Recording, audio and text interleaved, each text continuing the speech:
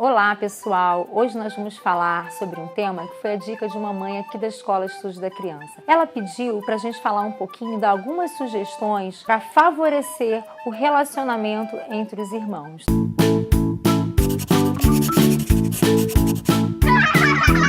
Quando a gente fala de relacionamento entre os irmãos, a primeira coisa para a gente pensar é que tipo de relação e afeto eu estou transmitindo enquanto pai e mãe para um e para outro. Isso é importante porque muitas vezes a gente acaba, sem querer, sem perceber, dando mais atenção a um filho do que a outro. E o outro irmão acaba percebendo essa diferença e acaba muitas vezes refletindo esse sentimento de ciúme na relação com esse irmão.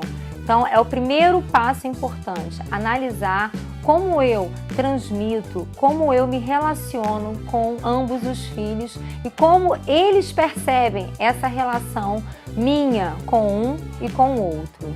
Um detalhe importante quando a gente fala na relação dos irmãos, e muitas vezes eu escuto relatos das famílias, é que os irmãos acabam se agredindo fisicamente em muitas situações. Acabam por conta da relação de intimidade, né, da própria família entre eles, é muito mais fácil ele bater no seu irmão, puxar o cabelo do seu irmão, morder o seu irmão, do que ele faria com um amiguinho na escola, por exemplo. Para que a gente possa amenizar esse tipo de situação, é importante que tanto pai quanto mãe não ajam da mesma forma com as crianças. Se a gente age de uma forma agressiva com a criança, a gente está ensinando a elas a reagirem dessa forma também.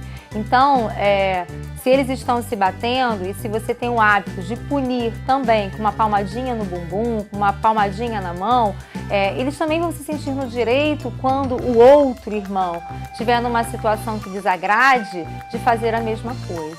Hoje, com o nosso mundo digital, quando a gente pensa na era tecnológica, onde as crianças brincam muito sozinhas com seus recursos tecnológicos, é importante que a família crie momentos, crie espaços para que os irmãos possam brincar juntos. Isso depende muito do adulto, porque a gente vai precisar dar ferramentas para que isso aconteça. A gente pode propor programas no final de semana, em lugares onde eles possam curtir aquele passeio em conjunto. Então, favorecer situações e momentos para que eles compartilhem em conjunto com a família e não isoladamente, porque às vezes os passeios até acontecem, mas cada um com seu tablet na mão e não há uma interação, né? O que a gente está fazendo ali naquele momento para que eles troquem, para que eles brinquem, para que eles compartilhem uma brincadeira? Você já parou para pensar nisso? Outra estratégia bacana é criar projetos, pequenos projetos que eles possam colaborar um com o outro. É pensar em situações que eles possam juntos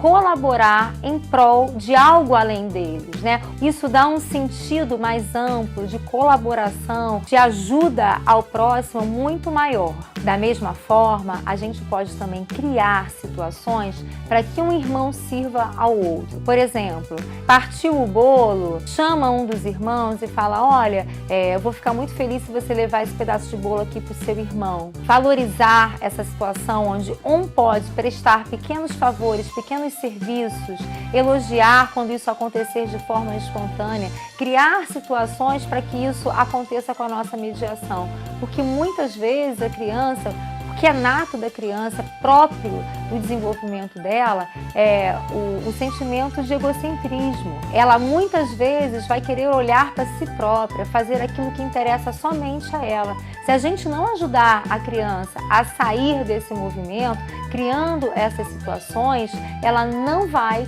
conseguir sair muitas vezes sozinha. E ninguém melhor do que uma outra criança, do que o irmão que convive com ela na própria casa, para ela viver essas experiências de se descentrar, de sair de si mesmo e olhar para o outro.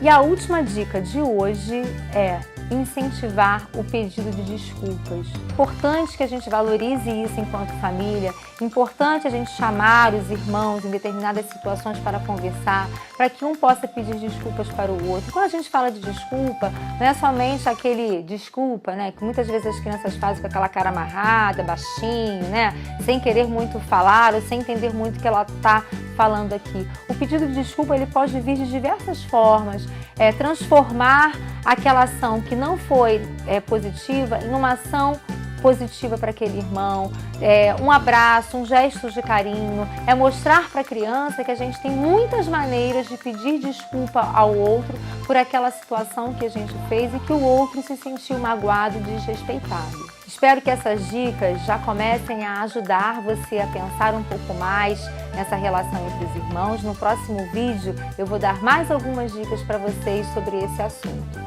Se te ajudou, curta, compartilhe com seus amigos o nosso vídeo, se inscreva no nosso canal e acompanhe Estudos da Criança nas redes sociais. Até lá!